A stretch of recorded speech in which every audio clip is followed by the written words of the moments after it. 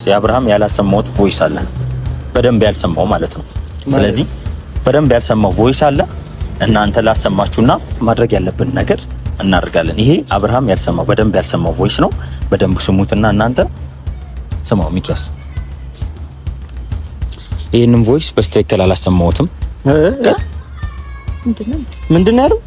ስማው በደንብ። አረ ይሄንን ስሚልኝ። እንዴት ነው አንተ እስካሁን ይሄንን ቮይስ ያላሰማቸው? እዚህ በላይ እኮ ምንም ማስረጃ እኮ የለም። ይኸውልህ ምንም ማስረጃ የለም አይደል? አብርሃም አሁን ላይ እየተቀበለን አይደለም። ኤአይ ምናምን እያሉት ስለሆነ አሁን ማድረግ ያለብን እንደሆነ ታውቃለህ። ይሄንን ነገር ለሷን ብናሳየው ልክብኝ አልፈልግም፣ ከናንተ ጋር ሰላም ሆነ እፈልጋለሁ ብለሃል ነው ብሎ መልስ የሚሰጡት። ግን ከዚህ በፊት እንደምታስተውይ ከሆነ ከሄርሜላ ተለይቶ ሩታ ጋር ሲሄድ ምንድን ነበር ያደረጉት? አንደኛ ከቤተሰቦቻቸው ጋር እንዳይገናኙ አደረጉት። ከዛን ሲቀጥል ለምንድን ነው ከቤተሰቦቹ ከእህትና ከወንድሞቹ ጋር እንዳይገናኙ ብትይ ከዚህ በፊት እንደዚህ ብለህናል፣ ስለዚህ ለዛ ነው የከለከልን ብለው ምላሽ ይሰጡናል። ምክንያቱም እሱ ደግሞ አሁን ለነሱ ነው ለምንጠይቀው ለምናሳየው ማስረጃዎች እንዳለ ከቨር እያደረገ ያለው። ስለዚህ አብርሃም ተጠያቂ እኮ ነው አሁን ማንም ሳይሆን እኛንም እየጠየቀ ያለው አብርሃም ነው አይደል ሚኪ? ግን ይሄ ሁሉ ነገር እያየ እኛን ሊወቅስ የቻለው የራሱ ትልቅ ምክንያት አለው። በቃ ወይም አለመፈለግ ሊሆን ይችላል፣ ብዙ ነገር ሊሆን ይችላልና ይመስለኛል አብርሃም አሁንም ትክክለኛ ሰው አይደለም ወይ ነገሮችን አምኖ ለመቀበል አልፈለገም እንጂ ያለ ምክንያት እንዴት ነው እያየ ምንም ያላደረገን ሰው ልትወነጀል ወይም ደግሞ እንደዚህ ሄርሜላ ላይ ጭራሽ እኔ አልጠበኩም። ሚኪም እኔ እናንተ ያወራነው ነገር ብዙ ነገር ነበር። ከአብርሃም ይሄን ጭራሽ አልጠበኩም።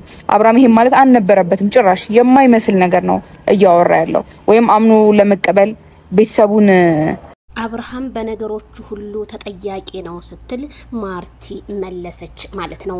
ሚኪና አቤላዬ እንግዲህ ይሄንን ሪካርድ ለምንድን ነው ለአብርሃም ያላሰማኸው? ስለዚህ አብርሃም መስማት አለበት። አብርሃም ደግሞ ነገሮችን ሁሉ ሰምቶ ለሁለቱ እያደላ ነው በማለት ምላሻቸውን መልሰዋል። የህዝቡ ጥያቄ ግን ለምንድን ነው ሪካርዱን ለህዝቡ የማታሰሙት ነው የሚለው። እኔም ከህዝቡ ጎን ነኝ። ምክንያቱም ሪካርዱን ብታሰሙን እኛም ሰምተን እንፈርድ ነበረ። እንደዚህ አይነት መረጃ ካላችሁ ለምን መደበቅስ አስፈለገ? ለምን ጊዜ መግደልስ አስፈለገ? ለምን ሄርሜላንስ ከደሙ ነፃ ለምን አታረጓትም? አሁን ሁሉም ሄርሜላ ዛም የማንም ክፍታፍ እየመጣፉን ከሚከፍትባት ሄርሜላ አሁንም ንጹህ እንደሆነች እናውቃለን። ግን የበለጠ ደግሞ አቤላ መረጃዎችን እንግዲህ ቡታጅራ ከተማ ገባው ብሎ የሩታንና የኤፍሬምን መረጃ ከሶሊያና እየሰበሰበ ነበር። እሱንም እናመሰግናለን። ስለዚህ ይሄንን መረጃ ለማይክል ጃክሰን አሰምተው ማይክል ጃክሰን ይሄንን ማመን አለማመን የሱ ፍቃድ ነው። እስኪ እኛም እንግዲህ አብረን እናያለን። እንግዲህ የነሱ ጉድ መቼም ማለቂያ የለውም። እኔ በ10 ጣቴ ለሄርሜላ እፈርምላታለሁ። ሄርሜላ እዚህ ጋር ምንም ጽፋት የለባትም። አፈቀርኩ ወደድኩ ከማለት ውጭና ለሱ ከማሰብ ደፋ ቀና ከማለት ምንም ያደረገችው ነገር ስለሌለ እነሱ ደግሞ በአደባባይ ላይ አብርሃምን ለመጉዳት እያደረጉ የነበረ አፈዛ ደንግዝ በማድረግ አሁንም ቲክቶክ ላይ ራሱ ጦርነት እየተፈጠረ ነው። እነዚህ ሰዎች በቃ መከሰስ አለባቸው።